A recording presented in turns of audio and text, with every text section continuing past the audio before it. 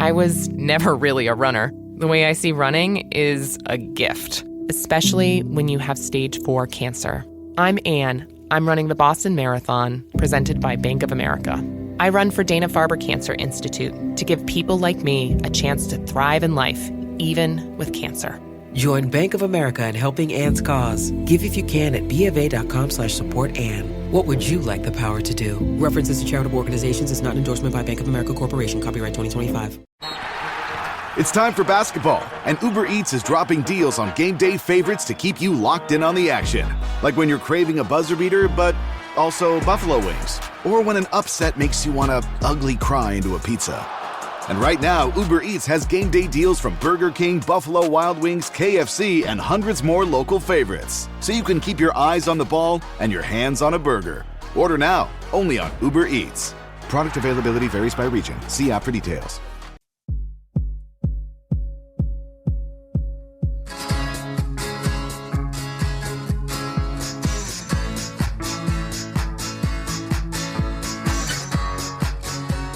Hey, Holly. Hey, Dave.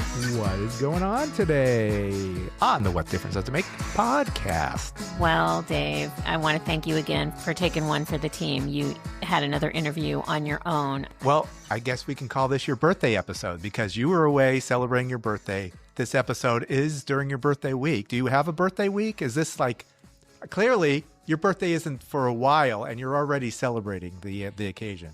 And a good way to celebrate is with some dance music. You like dancing, you like going out to the clubs and swinging and doing a little twirls and wearing old-timey clothes and kind of dressing up, going to the club and doing your thing. So I think swing dancing would be a very fun way to celebrate a birthday. It's kind of happy music, right? It's American music. This is what we're going to learn. We're going to learn a lot about it because we're talking with Jimbo Mathus. He is of the Squirrel Nut Zippers, and I'm sure you remember the Squirrel Nut Zippers. Back in the mid-90s, they ruled the airwaves, I guess, or that sound, which still is bonkers to me, that swing music became a thing and the youth of America embraced it. Squirrel Nut Zippers definitely hipped it up. Hepped it up. They were hip cats. They hipped it up. They made it cool to listen to. It's not your parents' swing music. Yes, but as we're going to learn in our interview, it is kind of our parents' music because this is how Jimbo grew up with his family. He was highly inspired by the music he heard as a youth. So we're going to go down that path and you will hear about it, Holly, because you weren't a part of it. You were busy eating cake and blowing out candles and you were enjoying some sort of sandwich of some sort. I did. I had brisket sliders, birthday brisket sliders, and my friends Lisa, Marge, and Wendy brought me a little birthday cake. So they sang to me, and it's a tradition for us, and it was a whole lot of fun. But I am very sorry I missed Jimbo. Yeah.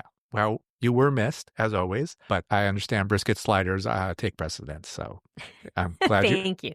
Glad you enjoyed that. Thank you. I'll allow you the same for your birthday. Okay, wonderful. I mean, you're part of the podcast right now. You're also part of the social media. And where do they find the social media for the What Difference Does It Make podcast? Please find us on social media at WDDIM Podcast and on YouTube at What Difference Does It Make Podcast, where we'll put a little footage up of Dave and Jimbo so you can check them out and all of our other clips from most of our other interviews and some other fun stuff.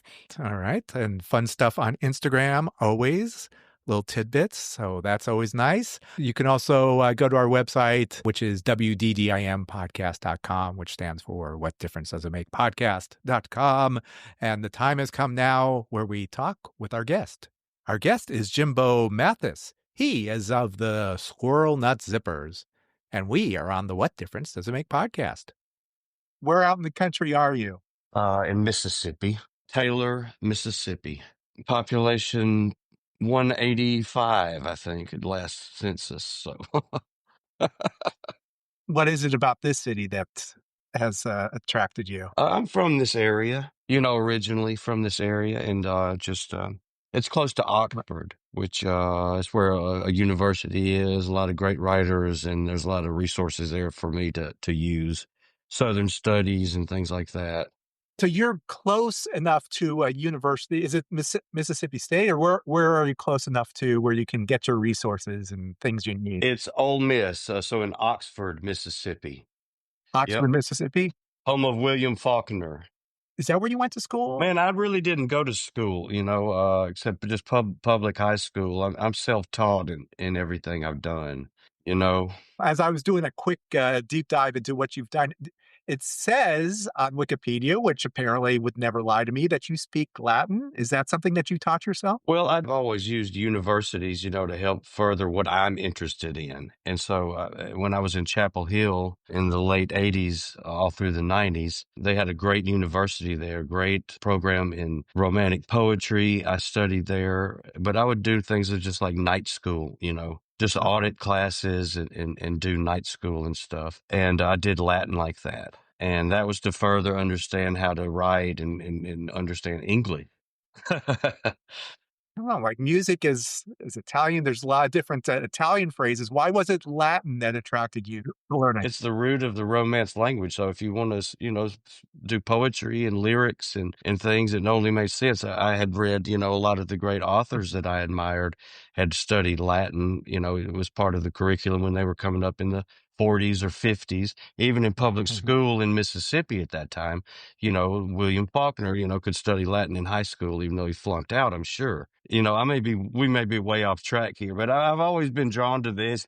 I've always been drawn to the roots of everything I do, be it music or the written word, visual art, just tracking it back and understanding the impetus that created it as best I can. And then I extrapolate from there, so I try to inhabit that original space that made that form and understand it in the best way I can. And I've been somewhat successful.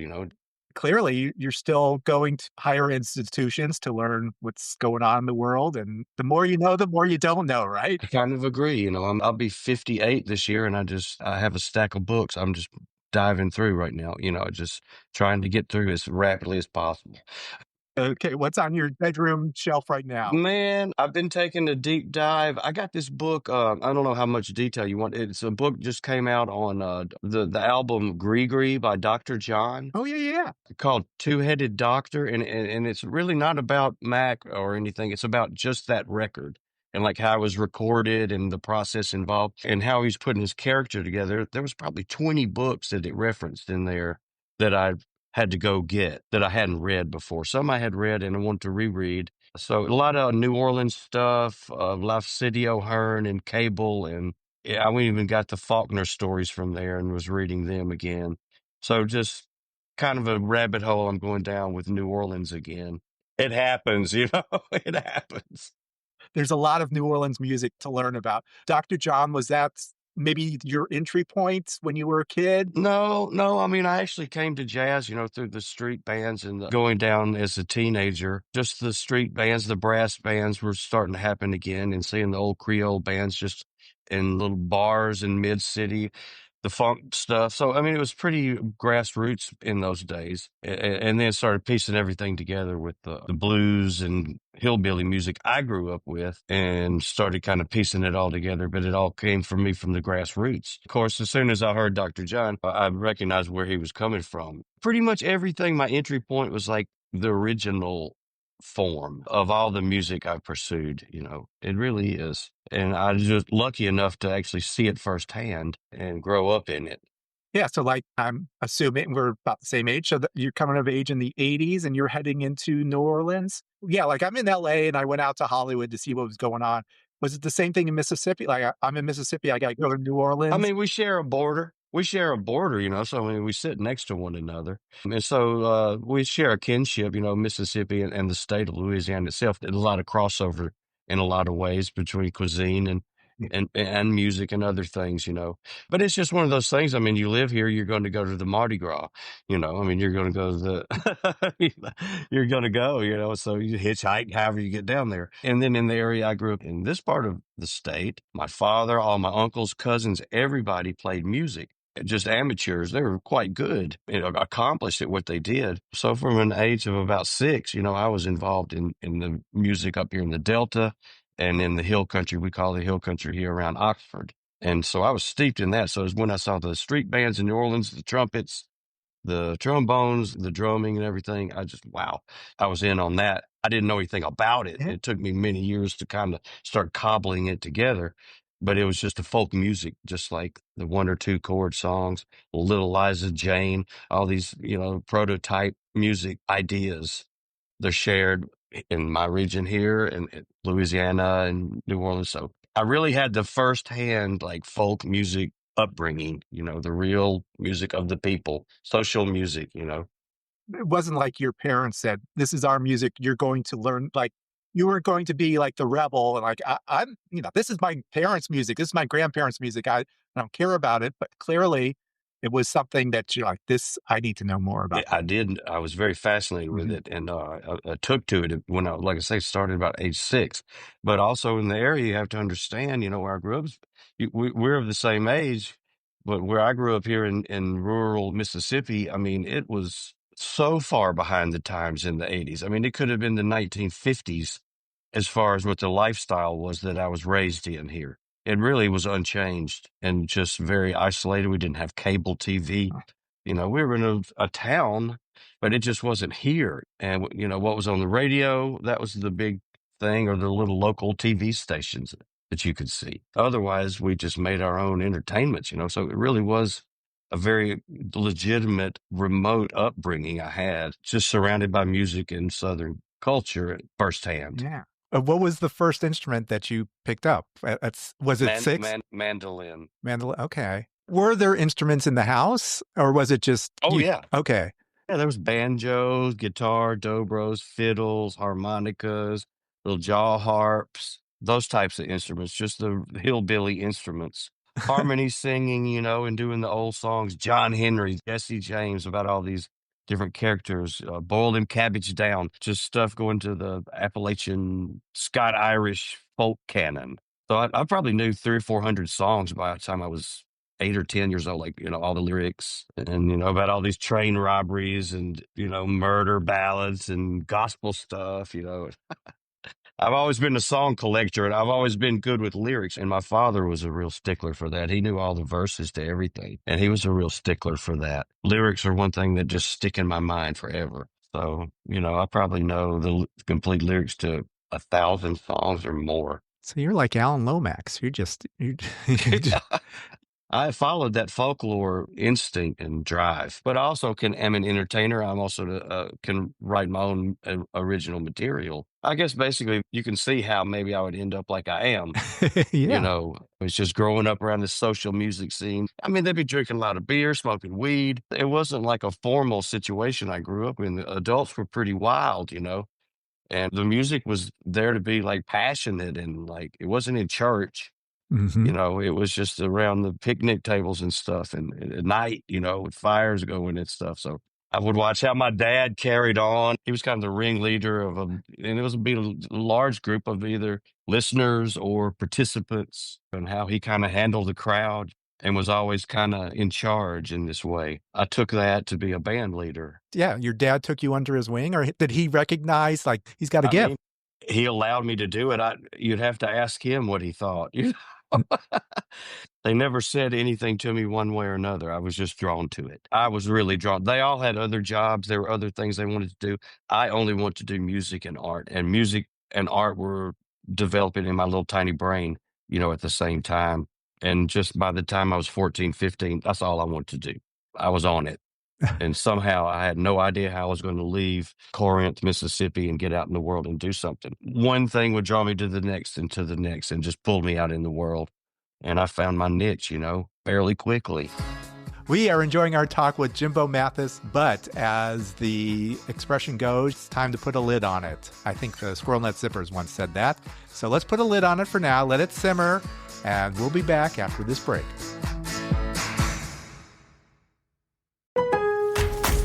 Lowe's knows member-only doorbuster deals make SpringFest savings even better. Right now, rewards members can get 3 19.3-ounce Bonnie Plants vegetables and herbs for just $10. Plus, save $50 on a Charbroil Performance Series 4-burner grill, now $149. Lowe's, we help, you save. Valid through 4/7, excludes Alaska and Hawaii. Selection varies by location, subject to change while supplies last. Program subject to terms and conditions. Details at Lowe's.com/terms. This episode is brought to you by Walmart. New beauty is in bloom at Walmart, and it's all about springtime radiance. From Drybar, Tula Skincare, and hundreds more available online, Walmart has the premium brands you want and this season's on-trend products for flawless, glossy hair and hydrated skin. Big name beauty brands? Check. The things you love? Check. Find trending spring beauty and all you need to look and feel gorgeous at Walmart, on app and online. This episode is brought to you by Indeed. When your computer breaks, you don't wait for it to magically start working again. You fix the problem. So why wait to hire the people your company desperately needs? Use Indeed's sponsored jobs to hire top talent fast. And even better, you only pay for results. There's no need to wait. Speed up your hiring with a $75 sponsored job credit at Indeed.com/podcast. Terms and conditions apply.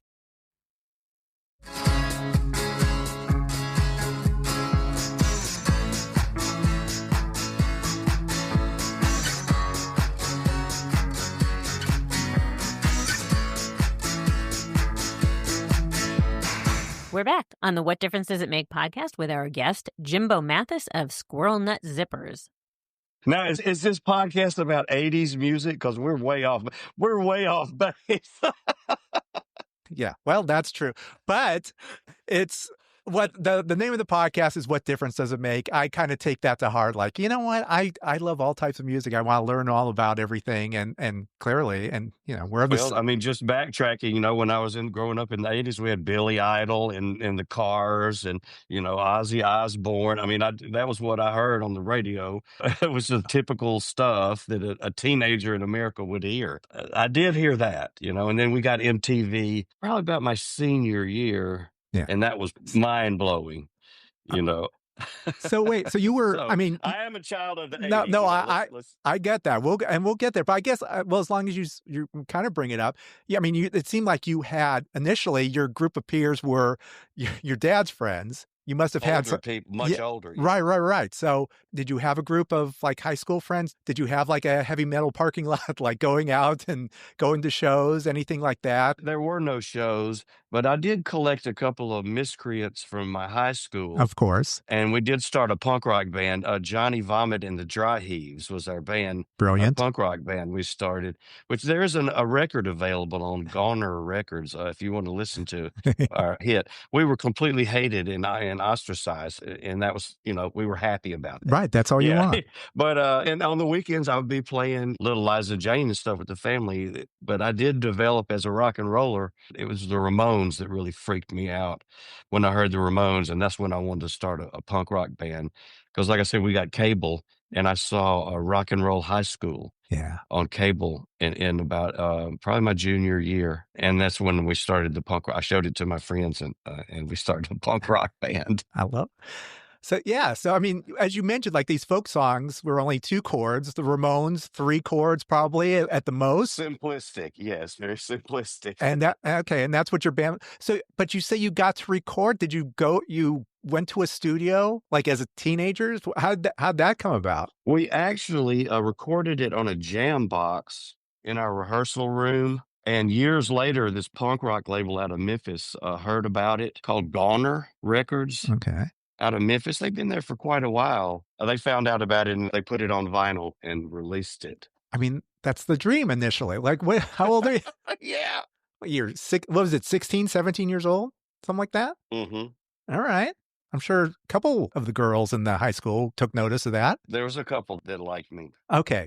There you go. And that's why you did it, right? I mean, that's why. For rock and roll. For man. rock and roll, exactly. All right. So then you graduated high school. Was it like New Orleans? Was that your destination? Like, okay, if I'm going to do it, I got to go to New Orleans. Is that what happened? Or no, I mean, I really didn't think about it in those terms. Yeah. I really didn't. I always thought, I would be working, doing something else, So the New Orleans connection stayed intact because in 19, 20, and 21, I was a deckhand on the barges out of New Orleans, out of the port of New Orleans. So I spent those 3 years really when I wasn't on the boats going up and down the river, the work boats. I'd be in Port of New Orleans, or I would travel on my days off, So it was kind of the ideal job for a person like me, was just dreaming of something. and so because you go work, made money, good money, and then work for a month.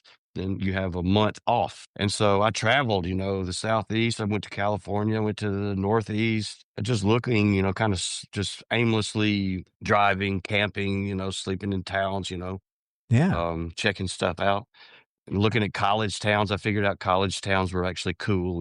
That was a big revelation. I didn't know that, But when I went to North Carolina, saw Chapel Hill and that area and saw, oh God, tons of bands, people doing what I want to be doing. Right. And I almost immediately quit the barges and moved to Chapel Hill. I think I did one more trip and I was gone. And that's where I started the Squirrel Nut Zippers, and that whole trajectory got going. But you got to understand, Mississippi was it was hard to find books. It was hard to find albums. It was hard to find anybody that was doing anything I wanted to do. So I knew I had to get the hell out of here. Yeah, Chapel Hill, vibrant music scene, and Raleigh too. And Yeah. I stumbled into it. I just hit it at the right time. It immediately attracted me, and I've always made just decisions like that. When I feel it in my gut, Mhm. I jump in, and that was a big decision right there. I knew not a soul up there.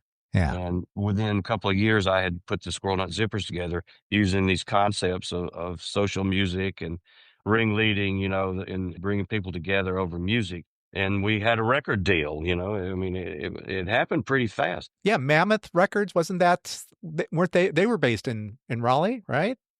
Yeah, they were Yeah. in Chapel in Carborough. Right. So, and I mean, that was mid-90s. That was Mammoth was Mammoth. They were, that was a great label to be on. I mean, and merge.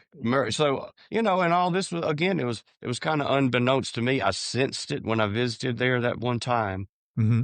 And I was just going from the Atlas from town to town where they had universities. That's what I used to do. I was just meandering around and went to Charlotte and Greensboro and Winston-Salem. And here's Chapel Hill. I'd never heard of it.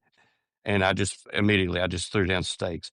And just lo and behold, there's a couple of record labels popping up, Yeah. and so I started to find out quickly there's a great reason to be here. And it was just my time and place, man. I wish younger musicians these days could have something like that. We could still do it in the 90s, in the Mhm. 80s and 90s. Sure. And I put out some other records in the 80s. I won like a battle of the bands, and they recorded me for a label in Tuscaloosa. Had another person pay for me to do a record in Memphis at a studio there.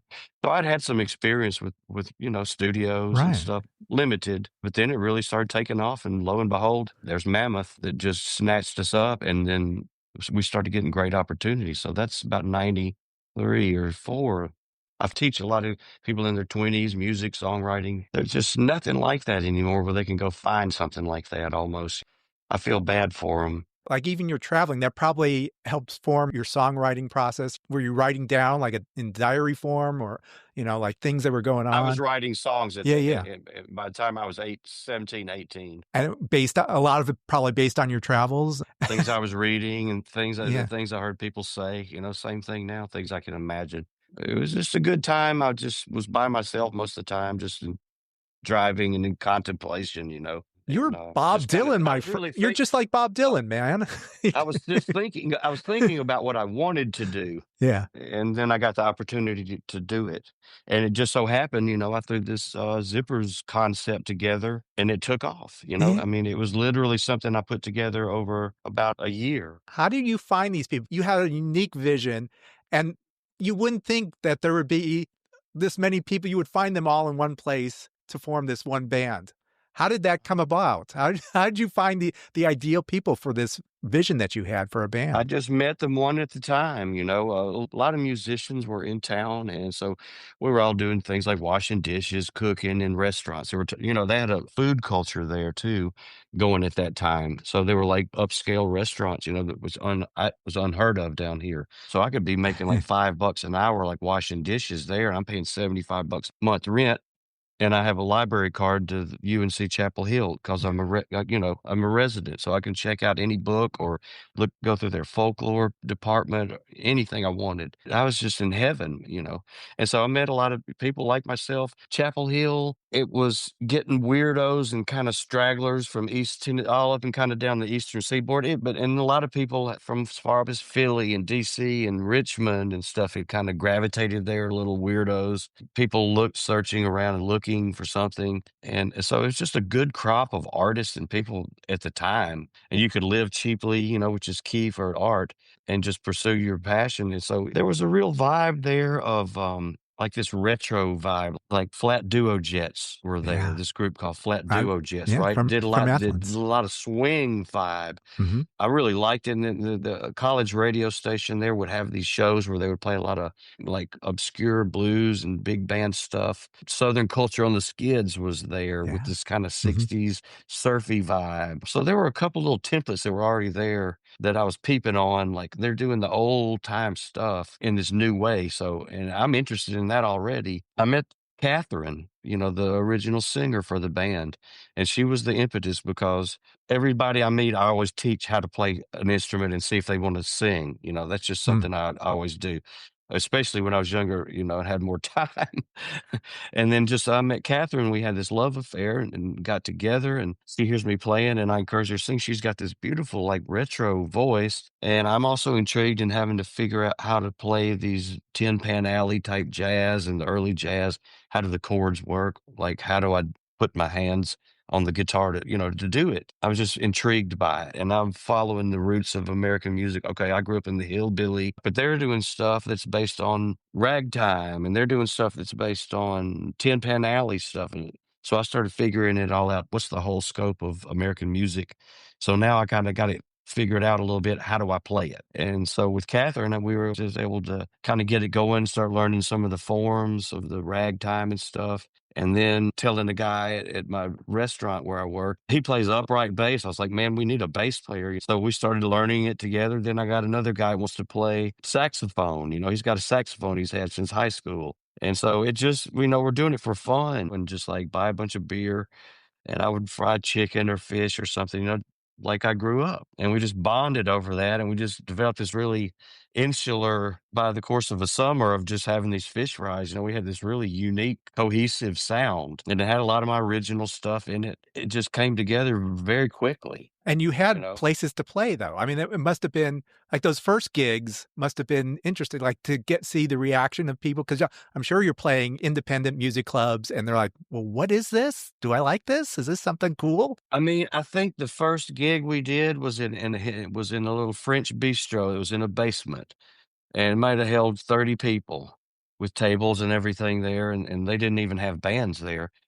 The original concept is we would rehearse through the summer and then do like a show for fun, Mhm. just get our costumes together and everything. Everybody in town, it's a real small town. So when everybody, well, Catherine is singing in a band and Jimbo's got a new band and these different guys we know. So everybody showed up in like top hats and Mhm. like never even seen a picture of us or anything, but they just somehow knew that's what we were going to be. And so the whole audience was like decked out in vintage clothes.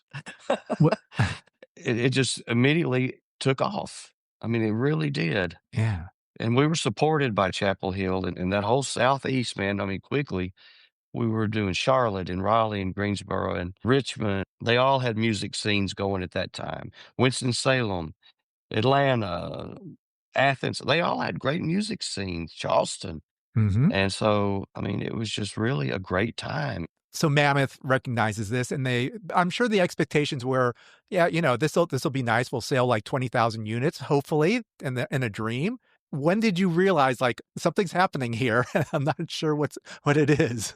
Well, I mean, it's just going back again. I mean, I feel like I'm talking about another complete era of history, but Mammoth had a good staff. Like a lot of people at Mammoth went on to be like very, very successful people in the music business.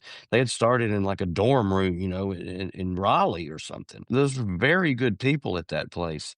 And they landed us on Morning Edition with Bob Edwards Yeah. on public radio. Right. And that was on the very first album. Pretty soon after the first album came out, our interest on the East Coast just went through the roof, really, at that point. Mm. The concerts got a lot bigger. Then we needed to go to New York and Philly and stuff like that, which we did. That's what broke that, Bob It was Edwards. Bob Edwards. And really got us going, Amazing. with that audience. That was our perfect audience at that time. When we went on to do Garrison Keillor, we've had a long history with public radio. A big part of our success. Hope public radio keeps going. I do too.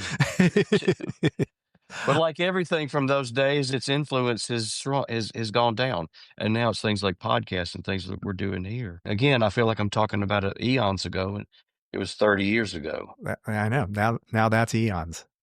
Yeah, I think you've said like now Say la suddenly you're the novelty. Like you're a nostalgic act. Like yeah, remember back in the '90s? What a crazy time. We were fake nostalgia then. Now we're real nostalgia. Yeah. Indeed. Other night, man, I had a 16-year-old in L.A. I was meeting some of the audience out back, at the Terragram, and it was a 16-year-old girl had brought her mother to see us. Really? And so it's flipped around. Like initially, it was younger people bringing their older parents and stuff because they knew they would love it.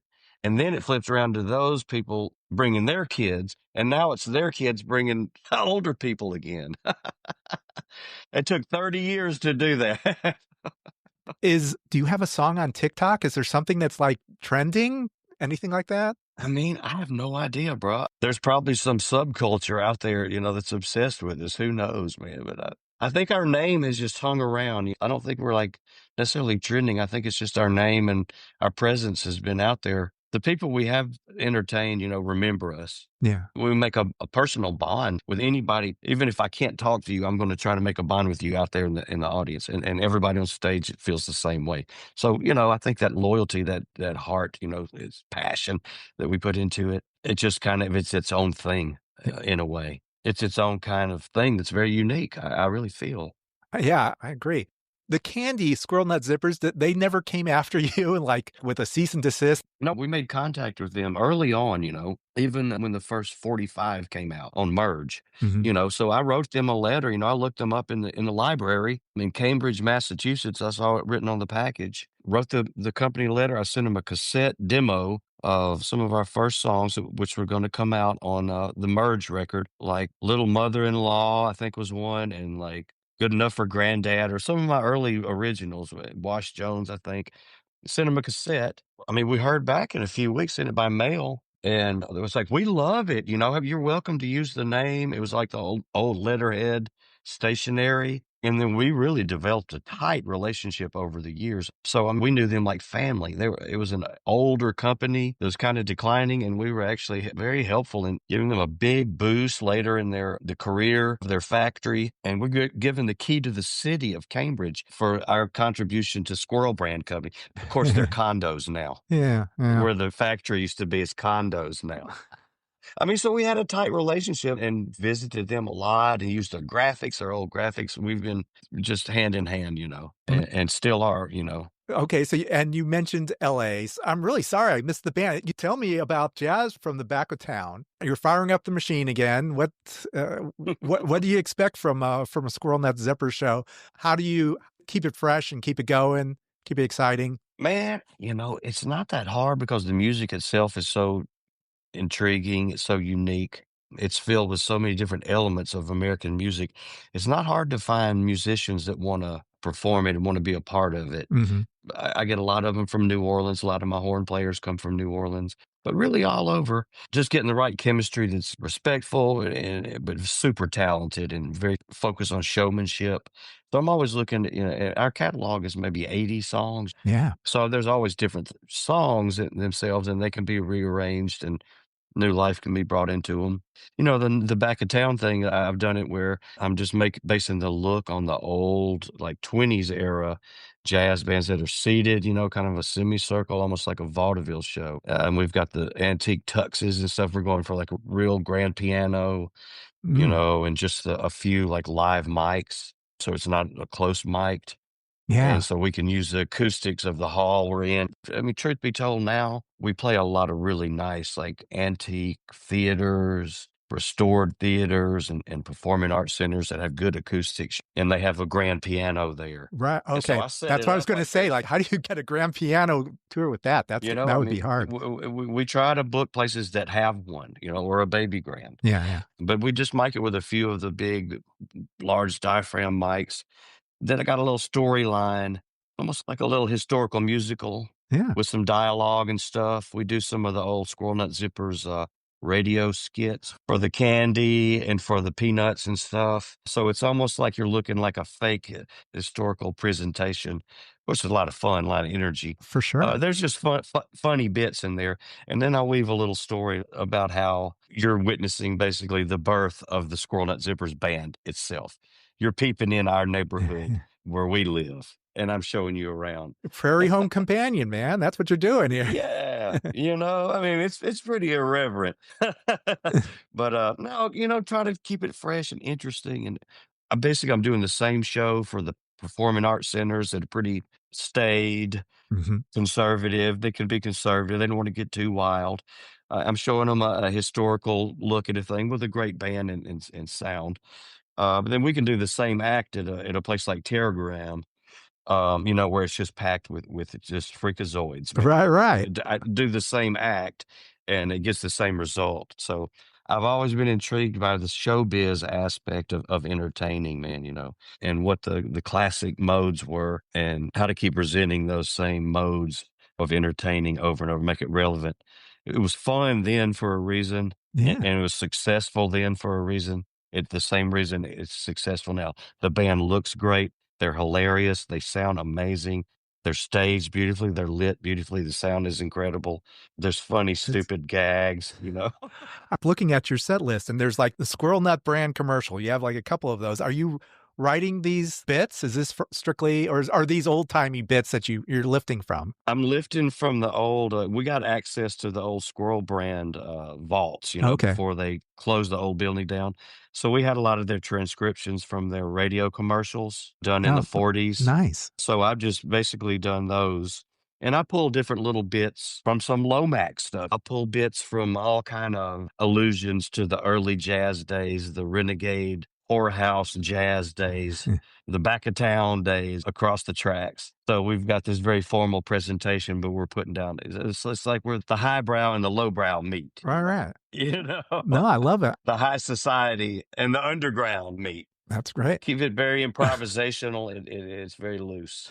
Okay, so you kind of make up your like, do you know the venues you're going to ahead of time? Do you have like, or is it just you see the venue and then like, okay, here's what we're going to do? We make decisions. Yeah, we make decisions. We got to make. But that's kind of the theater life, when you're going from place to place. I mean, a lot of these theaters we're playing are the vintage of the I'm bringing to them.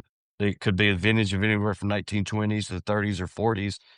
That's exactly what those theaters were designed for, this kind of show. And so it works out really good. You can improvise and still keep it fresh and fun. Every night something different can happen. Some of them have nice projection booths where we can play the cartoons. We do that when the projection allows. Almost every night we can accompany the Ghost of Stephen Foster cartoon that the Simpsons did for us. And we accompany that live like the old silent movies. Okay, tell me about the Simpsons movie that was made. It was the music video for MTV. The Ghost of Stephen Foster is I've always been obsessed with the roots of American music. Stephen Foster is about as far back as you can go that is qualified as American music. It's not British. It's not Russian. It's not Eastern European. It's not Italian. It's not Mexican. He's the cornerstone. Mm-hmm. So I wrote this song about it, and the Simpsons animators loved our band.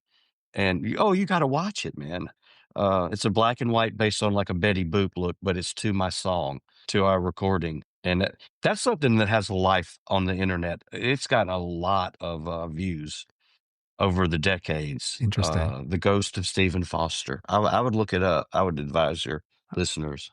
Because, of course, they did it very well. Conan O'Brien was associated with The Simpsons. He was a big fan of yours as well. Like, wasn't that the first show you were on? He was. It was, and we were on his show more than any other. On the very first record cycle, when we were almost completely unknown, except that right there in the Southeast, he had us on late night. Okay, well, what is that like? We got this ragtag outfit. I mean, we've got these old costumes that are like disintegrating before our eyes. We've got the cheapest instruments. We have no flight cases or no anything to travel with. And then we're going to Manhattan to play on national TV. It was hilarious. We didn't even have a credit card, I mean, we were trying to pay cash at the Holiday Inn there in Manhattan. You remember the old Holiday Inn there? Of course. Of course. Yes, I do. We paid cash to stay there. Brilliant. And it's like 8 of us sleeping in 2 rooms, getting taxi cabs and stuff. And it was hilarious. Yeah, I that's mean, the it was New like York something out the experience. Beverly Hillbillies, I mean, and we killed it. Did you see an uptick immediately? Like you got the bump, the Conan bump. Here you go. Things are happening. We did, man. We got several. I mean, like I said, right from that first show at Yeah. Henry's Bistro, literally month by month, it just started blowing up from the Conan thing. We did some more high profile things. I can't remember. That's kind of the biggest. And then hell broke on radio like a year later. So it was FM radio that exploded it about a year after our first record came out. We were already in the studio making our second record when hell took off on K-Rock in LA. Yes. And then Boston picked it up. And then so it's the old story, man, that just happened to us from another eon at this point. But we blew up on the radio. And then all of a sudden, everybody wanted us. So Dick Clark's rocking it. Regis and Kathy Lee. We were the house band on Regis and Kathy Lee one week. We did Sesame Street. We did, of course, we did Letterman. We did do Bill Clinton's inaugural ball that first year. That after we did That's 96. Conan. So in '96 we did the inaugural ball, which was a big year for us. And then '97 was just off the chain. We did Dick Clark's Rockin' New Year's Eve that night to like the whole nation in Vegas, I think. We went to L.A. and sold out the Palace. Mm-hmm. Instead of playing the Brown Derby, we were at the freaking Palace. It was frighteningly packed in there. Yeah, we were all into it. I mean, it was a thing. It just all came together for you. It just all came together for us, man. But like I say, K-Rock in L.A. Was the trendsetter then. The label come to you like, I don't know how this happened, but Los Angeles is playing you now. Well, again, it was somebody at Mammoth, and I know who it was. I'm pretty sure it was Tom Osborne that got the DJ to play it on K-Rock. Yeah. I guess just hounded him, and of course had a relationship with him. Tom was a publicist. That's his job, is making connections and say, man, just give it a try. So they gave it a try on like the morning show or something, and it blew up. I remember he was with us on that first LA tour. He was there, taking us to K-Rock, and we played live in the studio and, all that shit, man. Morning Becomes Eclectic we did then, We had like, actual instrument cases then, we were fancy, All right, I have to ask about Sesame Street. Who did you meet? What was the song you sang? I'm sure you didn't sing Hell, but what did you? No. What did you do on Sesame Street? We went up there and they did, they do spoofs a lot of times on the artist's song. So they did put a lid on him. They kept putting different things on his head, like a fish and a skillet and a can and a lamb. And he kept getting mad, Man, to me, when people say, what was the biggest thing I ever did? Being on Sesame Street, to me, was the greatest achievement. Yeah, I kind of agree. I mean, it's just I grew up with that in the '70s, man. That was my babysitter, I mean, that was my educator. It was a huge honor watching how they did the puppets. I'm a puppeteer myself. Of course you are. So watch that.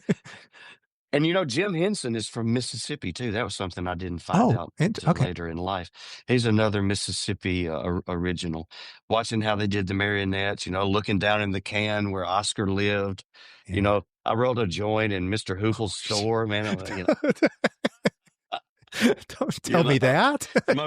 smoked it out back with the union guys.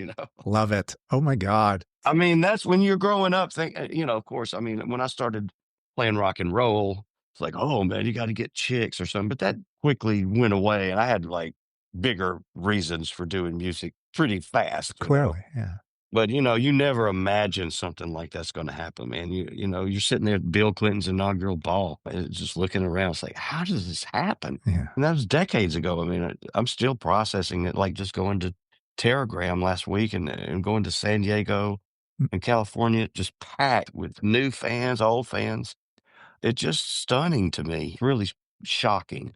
Yeah. It's really struck me lately, the impact of it, I guess. Just never would have dreamed those things, man. Never. I thought I was going to be like a Latin professor or something. Why not? There's still time. True. Yeah. You're just a kid. So another reason people probably know you from LA is you did a project with Andrew Bird. he's beloved in LA, and this project you did was pretty cool. I loved it. I really liked it. I took him under my wing. He was one of the weirdos, I Oh, was collected, he? to make the zippers. Yeah, he was on everything after the first record. I didn't meet him until that year that Inevitable came out. But as soon as I met him, he was playing in a little Irish folk little band with a flute player or something at a folk festival in North Carolina. And I just said, "What a tone!" And he was quite young. He was 3 or 4 years younger than me. We just basically just abducted him and took him back to our house in North Carolina. And then he was on the next 3 or 4 records, before he started his solo career. He was with us, man. He was with me.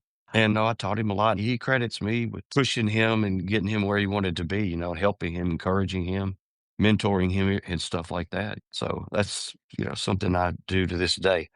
What's brewing up with Jimbo now? Man, I'm really, one of my main jobs is a record producer. Mhm. So I've got a lot of work with the Music Maker Foundation that has just built a studio. Actually, I'm working in North Carolina a lot more these days. They find underserved artists. A lot of times they're elderly that are like these impeccable artists. They get donations. It's all through donors to support these artists, make a recording for them. I bring the band, I produce, give them a big shot in the arm. Music Maker helps with dental care, their health care, transportation needs. It's a great, I can't even explain it in a short period of time. They've been around about 30, they just had their 30th anniversary. So long story short, y'all look them up, they're really worth looking into. Music Maker Foundation. I'm the house producer as of last year. And about every month this year, there's a new record coming out that I produce. These great blues, folk, gospel, hillbilly artists. I got a good swamp pop singer coming up from LA.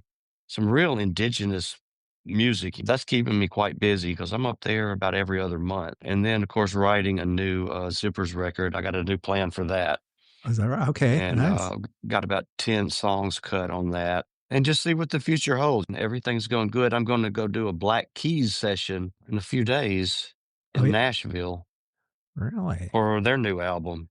So I'm starting to get noticed more, not just the face of the Zippers. People know the Zippers. They might not know me. You know what I mean? They know the name of Zippers. Maybe they don't know who Jimbo is. A lot of people do.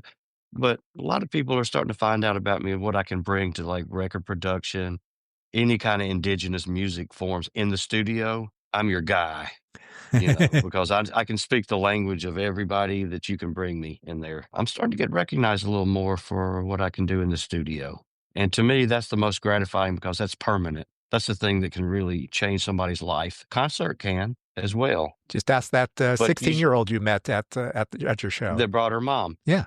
But at the same time, an album kind of lasts forever, doesn't it? It's kind of like your cave painting. And so I like that kind of work, very precise work, and still keep the spirit alive. A lot of psychology involved with the artists and getting the best out of them and putting them in the best light. I enjoy that so much. Gives them a big shot in the arm. I love it. And so I'm always moving, searching, looking. That's great. So do you know, is there a website just so you can kind of plug where people can find, was it Music Foundation? Oh yeah. Music Maker Foundation. And everybody look me up, the real Jimbo Mathus, Mathus. I keep the Music Maker stuff going pretty strong up there, and you can see more of the different things that I do.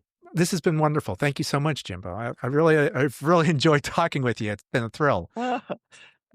We had an interesting conversation. Yeah. Hey, you know what? I never know where it's going to go. So like, that's why I do this.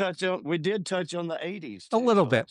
Okay. First arena show. Do you have anything? Did you go? Yes. Okay. What's your first? Yes. First arena show was in 83, I'm going to say.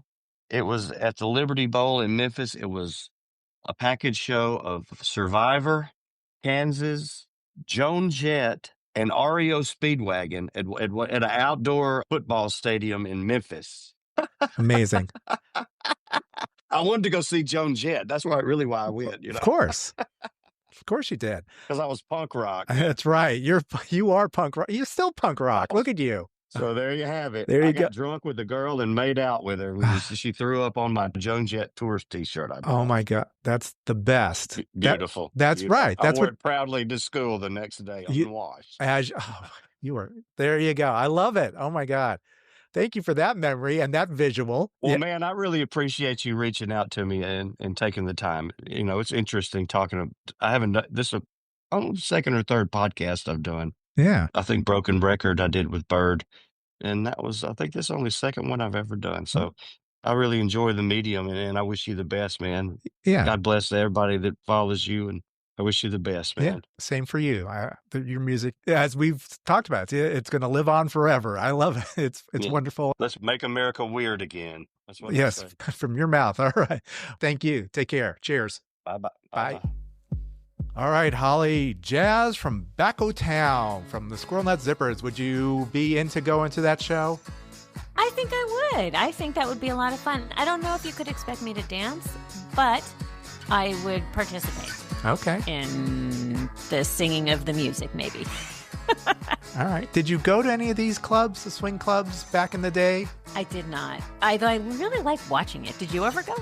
Yeah, I did, of course, on occasion. I like to think it was the Brown Derby. There was a place in Los Feliz that was a swing club. We went a couple times, and it was fun. Kind of dance around, and there was a band. I have no idea what the band was. It was a thing, and everyone was into it. We were in our 20s. That's what we did. We were trying. That is not what I did. No? You remember where I was? It was up on the Sunset Strip. I really do love watching swing dancing. I know people who do it, and people who compete. Yeah. It looks like a lot of fun. And it was great to learn a lot about Jimbo's background, that he's the real deal. Music academic who really embraced all types of music. And Jimbo's still learning, and hopefully we will too. And I think this podcast helps. We're learning a little bit. Kicks us in the butt. Keeps your mind focused. Yeah, keeps us young at heart, so to speak. Also, social media keeps us young because that's what all the kids are into. So if you're a kid and you're into what difference does it make and what we're doing and you want to tell your parents about it, where might you take them? Oh, you are absolutely right. It is a big learning curve, a big education for me. You can find us at WDDIM Podcast and on YouTube at What Difference Does It Make Podcast. And also subscribe to our newsletter, which you can find on our website, wddimpodcast.com. We have new episodes every Friday, so please subscribe. And until then, this is Dave. This is Holly. Check you later. Over and out.